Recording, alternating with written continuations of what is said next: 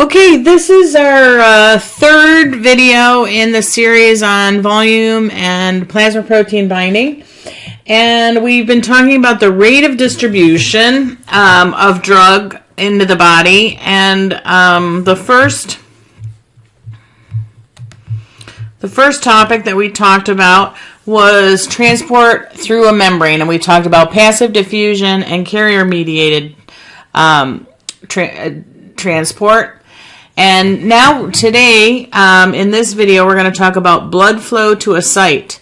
We're going to talk about the difference between perfusion limited, so when the transport of drug to an organ or to a site is limited by the blood flow itself. So how fast the blood is flowing to the site versus permeability limited. So this would be that there's some sort of barrier to the drug moving from the blood to the site. So there's perfusion. So in order to get the drug to the site, it could be either perfusion limited, so the blood is the limiting step of getting the drug there, the perfusion of the organ, or there's some sort of barrier, so it's perfusion limited. So that's what we're going to be talking about, those different models. So perfusion versus permeability limited transport.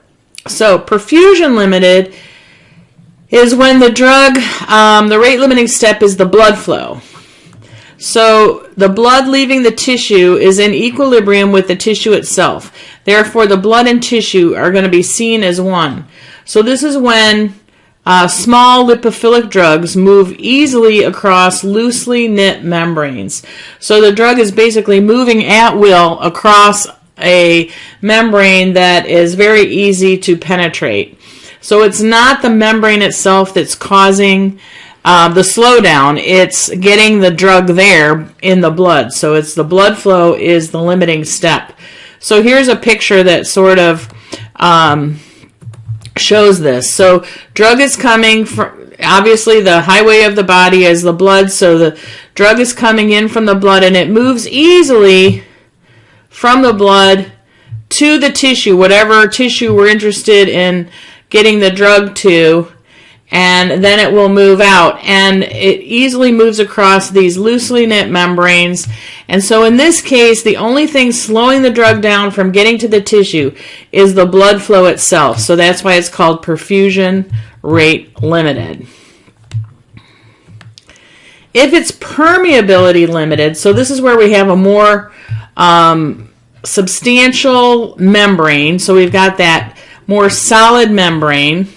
And in this case, it's not, the blood flow is not the rate limiting step, but the movement of the drug itself across the membrane is the rate limiting step. So equilibrium will not be achieved by the time the blood leaves the tissue. Therefore, there's going to be what we would see as separate compartments.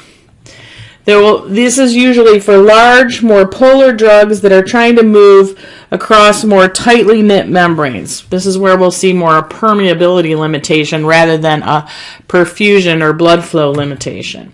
So now our model looks more like this. So the drug comes in just as it did in the blood. The drug comes in, but it's harder to pass through that membrane. So it doesn't just freely move across. So it's going to more slowly penetrate that membrane to then move into the tissue, and this whole thing will not be as seen as one compartment. It won't be in equilibrium by the time it leaves. There'll be separate compartments here between the blood and the tissue. So that's permeability rate limited. That's it for that one. See you next time. Thank you.